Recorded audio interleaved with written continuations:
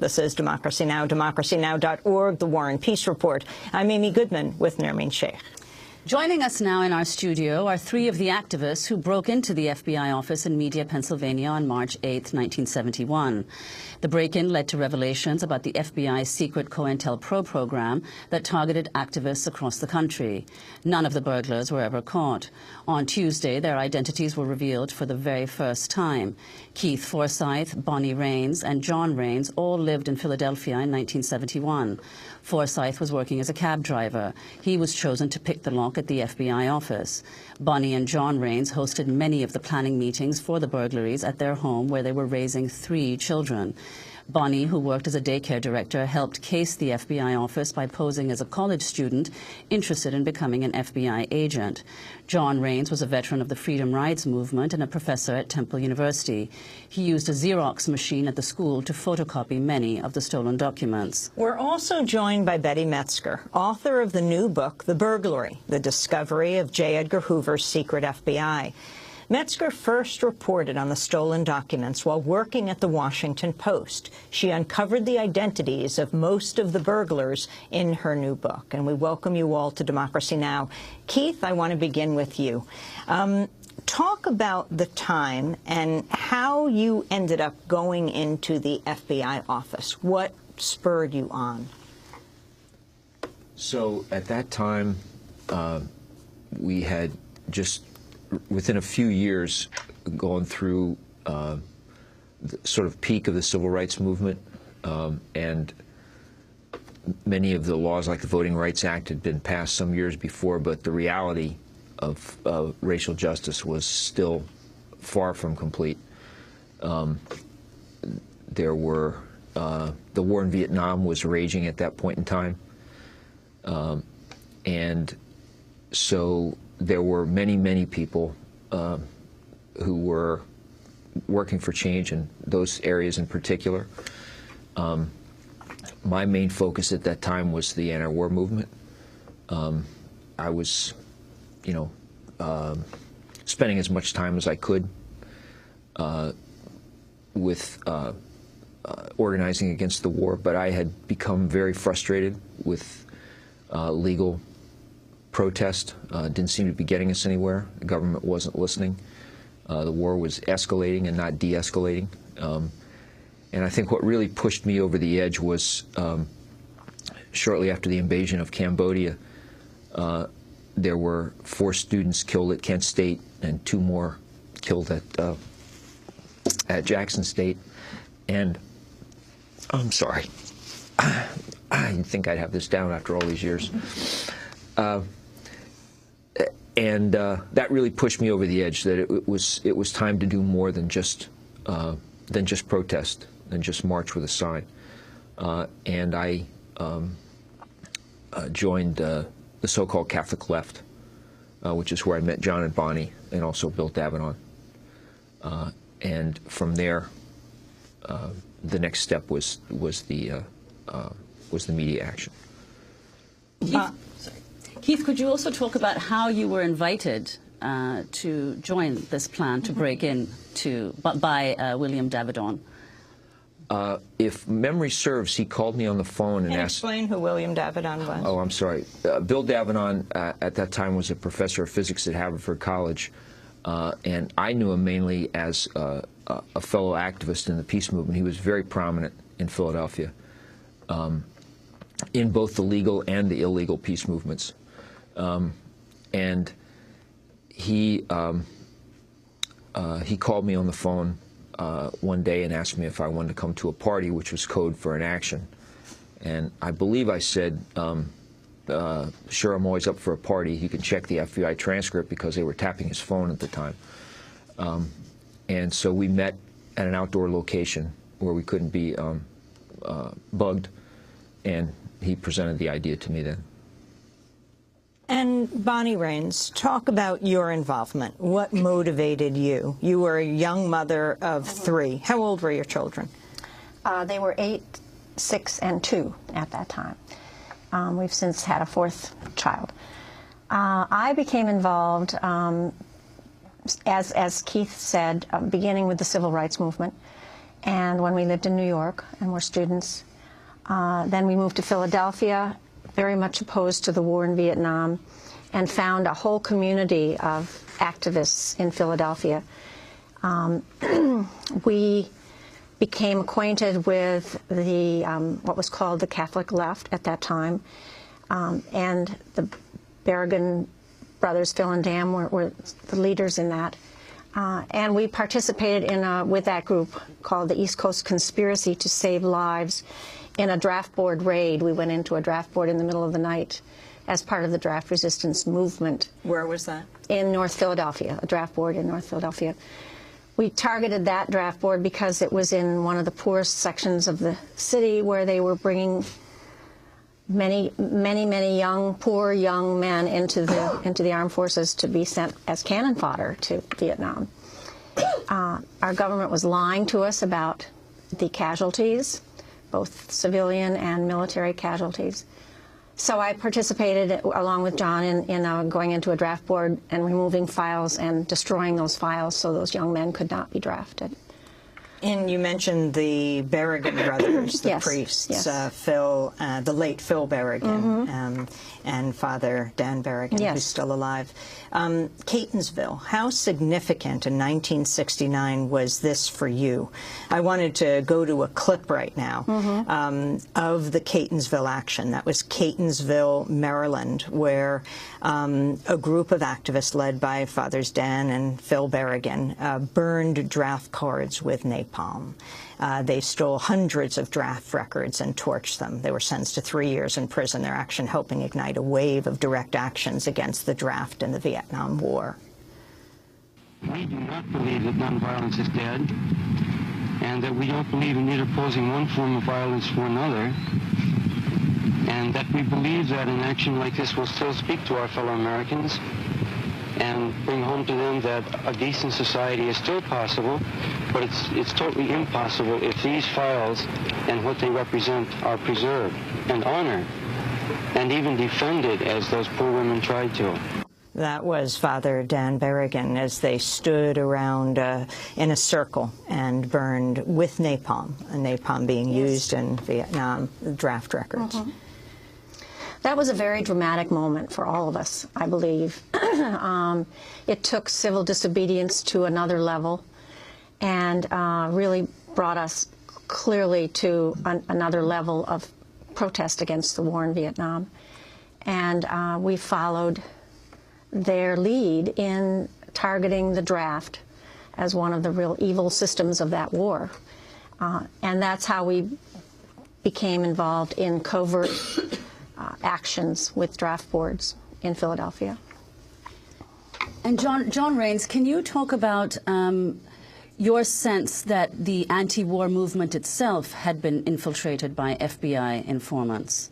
Oh, sure. I mean, that was obvious for any of us who were involved in the civil rights movement, because it happened in the civil rights movement. J. Edgar Hoover's FBI was all over the civil rights movement with infiltrators and surveillance, intense surveillance, and people that would report back on meetings and so on. And of course, we all know that J. Edgar Hoover and his FBI went after Martin Luther King, tried to discredit him, indeed even sent him a note suggesting that because of his activities with other women besides his wife, he now had no option but to commit suicide. That note was sent to Dr. King suggesting, and it was from the FBI, suggesting that Dr. King commit suicide. So that we knew from the Civil Rights actions that J. Edgar Hoover and his FBI were very much against anything that promised significant social change. We brought that information, that knowledge, north with us when we came to the anti-war movement, and it became clear that the tactics he used to disrupt and try to destroy the protest movement in the South, he was using once again against the protesters against the war in Vietnam. The problem was J. Edgar Hoover was untouchable. He was a national icon. I mean, he had presidents who were afraid of him. The people that we had elected to oversee J. Edgar Hoover's FBI were either enamored of him or terrified of him. Nobody was holding him accountable. And that meant that somebody had to get objective evidence of what his FBI was doing. And that led us to the idea that Bill Davidan suggested to us. Let's break into an FBI office, get their files, and get what they're doing in their own handwriting. You and Bill Davidan were professors. Yes. He a professor at Haverford, you a professor at Temple University. Yes. What did you feel about the risk that you were taking? Were you concerned about getting caught? Well, Bonnie and I were parents, and we had 3 kids under 10, and that was a very serious consideration. We had to be persuaded that we could get away with this. And we learned nice burglar skills from priests and nuns. Yes, true. And we'd cased the FBI office and media very carefully. You thought about Philadelphia, but thought it was too secure. Oh, yes, it was a big building downtown. You couldn't touch that. But media, you could. And we felt quite confident that if we could get in there and get out without leaving any physical evidence behind, that we could then disappear into the very, very large anti-war movement, thousands of people in the Philadelphia area. You had prepared in case you were caught to have your children taken care of. We knew the risks. We knew the jeopardy. We weren't going to be reckless. We weren't going to move ahead with our involvement, except with the leadership of Bill Davidan, who we all had so much admiration and respect for. But we did feel that it was necessary to speak to John's older brother and his wife and to my mother and father about caring for our children if should the worst happen and we would be convicted and sent to federal prison. Keith Forsyth, you chose the night of the Muhammad Ali, Joe Frazier fight to break in. Why? Why was this so significant, March 8th, 1971? Well, it was just, you know, there were many steps that we took to try to avoid getting caught. And this was one of them, because whoever suggested it, and I have no idea who it was, thought that it would add to the distraction, not only of the police, but of just people in general. The building in which the office was located had a live-in supervisor, and his apartment was directly below the FBI office. So he was going to be on the next floor down while we were inside walking around opening cabinets. So anything that could keep his mind off of the ambient sound sounded like a good idea. How did you know that you would find what documents you would find, or did you know? We didn't know. We were pretty sure. You know, bureaucracies are the same everywhere. They love to keep records. But we were taking a shot. So in that sense, we got lucky that they did keep records. This brings Betty Metzger into the story, whose book this week, The Burglary, reveals the identities of the activists involved in this burglary. Looks like J. Edgar Hoover found his match in this group of people. Talk about receiving in the mail the documents. You're a reporter at the time for the Washington Post. Okay. I'd just like to say something about Bill Davidan, if I might first, that the idea was Bill's. And Bill participated in preparations for the book and the documentary that's been made in 1971. And we should note that we're all very sorry that Bill's not with us. Bill died in November. But he was sort of a genius in coming up with this idea, because although many people in the various movements at that time thought that there were FBI informers in their organizations, there was no evidence of that, and the public didn't know. And Bill had this deep commitment that if the public could be presented with evidence, they would be very upset even though Hoover was an iconic figure, that if they knew that there was massive surveillance, of the political surveillance, that they would care and do something, and that's what happened.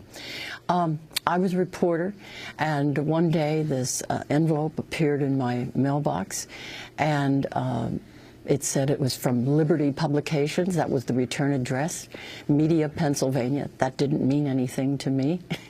But when I opened it, there was a cover letter that said it was from the Citizens Commission to investigate the FBI. That was a new organization to me. And the letter explained that a group of 8 people had burglarized an FBI office on the night of March 8th, and that enclosed were some of the files that they had removed from the office. And some of those files were very shocking. I think the one, and you showed the excerpt from this on the retro report, the first shock, and this also resonated very much with the public when it was published and discussed, was the one that instructed agents to enhance the paranoia and then also make people think that there's an FBI agent behind every mailbox. And that was a pretty stunning statement and said so much. And the burglars themselves were shocked, I understand, when they found that, saw that document the first night after the burglary. So that stunned me. And I guess the other files, there were many about individuals, and they were all serious. But one of the things that I remember most from those files was the truly blanket surveillance of African-American people that was described. It was in Philadelphia, but it also prescribed national programs. It was quite stunning.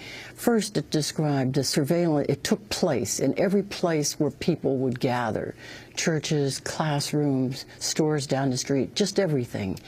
But it also specifically prescribed that every FBI agent was supposed to have an informer just for the purpose of coming back every 2 weeks and talking to them about what they had observed about black Americans. And in Washington, D.C. at the time, that was 6 informers for every FBI agent informing on black Americans. The surveillance was so enormous that it led various people, rather sedate people in editorial offices and in Congress, to compare it to the Stasi, the dreaded secret police of East Germany. Could you talk about how the editors at the Washington Post responded when you showed them these documents? The editors responded very positively to them. I should point out that 2 things. First, this was the first time that a journalist had ever received secret government documents from a source who had, from the outside, an outside source who had stolen the documents. So that tended to pose a different kind of consideration as to what you would do in their minds, as to what you do with the documents. But it was a particularly tough decision for Katharine Graham, who until this time had never faced anything like this. The publisher. The publisher, Katharine Graham, the publisher of the Washington Post, because it was the first time that she had been faced with a demand from the Nixon administration that she suppress a story. And she did not want to publish, and the in-house counsel, the lawyers, also did not want to publish. But 2 editors from the beginnings realized it was a very important story and pushed it, Ben Bradley and Ben Bagdikian. I was just back there innocently writing my story, talking. I'd been a reporter in Philadelphia and was talking to sources from the past, confirming information. Didn't know until 6 o'clock that there was a question as to whether or not they would publish. By 10 o'clock that night, she decided to publish. And talk about the reaction and the reporters who did not get to publish the story, because you weren't the only person that these activists sent the documents to. They sent them to 5 people. These are the first files that they released. They sent them to Senator George McGovern and Representative Perrin Mitchell from Baltimore. And they immediately returned the files to the FBI when they received them and didn't make them public. They sent them to 3 journalists, in addition to sending them to me. They sent them to Jack Nelson at the Washington Bureau of the Los Angeles Times. Great crusading reporter who wrote Terror in the Night about the Klan in the South. Right. And Tom Wicker, columnist then at the New York Times. Now, it's also important to keep in mind, in addition to the fact that we didn't really know, the public didn't know what was happening inside the FBI, that very few journalists ever wrote investigative work or critical comment about the FBI. And Jack Nelson and Tom Wicker were 2 of about 3 or 4 who had up until that point. At the LA Times, Jack never received the envelope, even though it was addressed to him, and it was delivered to the FBI immediately. I didn't know this until years later when I read the investigative report on the FBI's investigation. It's a little less clear what happened at the Times as to whether Tom Wicker received them. What they did do was the same thing. They immediately gave the files to the FBI, but they apparently kept them and copied them, unlike the LA Times, because the day after we broke the story, then they wrote stories on the same files. Keith, before we go to break, can you talk about parallels to today? It is hard to look at, and for a moment I want to turn to the Church Committee hearings that took place a few years later. Senator Frank Church of Idaho led this investigation. The Senate's Church Committee investigated the CIA and FBI's misuse of power at home and abroad. The multi-year investigation in the mid-'70s followed the exposure of COINTELPRO, which stands for Counterintelligence Program. And it was the first time people had seen that word was in the documents you released. Examining the FBI and CIA's efforts to infiltrate and disrupt leftist organizations, the CIA's attempts to assassinate foreign leaders, and much more. This is Senator Frank Church speaking during one of the committee's hearings. We have seen today the dark side of those activities, where many Americans who were not even suspected of crime were not only spied upon, but they were harassed, they were discredited, and at times endangered. That was Senator Frank Church. The Church Committee hearings led to major changes in what the FBI could do, and also dealing with the press as well. You listen to Frank Church, you could be hearing possible hearings today, though they haven't started, to do with Edward Snowden. Right. What are your thoughts on Edward Snowden today? I think there are some parallels. It's not an exact parallel. But to me, one of the most significant ones is that not long before Edward Snowden released these documents, James Clapper went in front of Congress and the American public and was asked a direct question whether the NSA was engaged in this kind of surveillance, and he said no. Which was obviously a lie.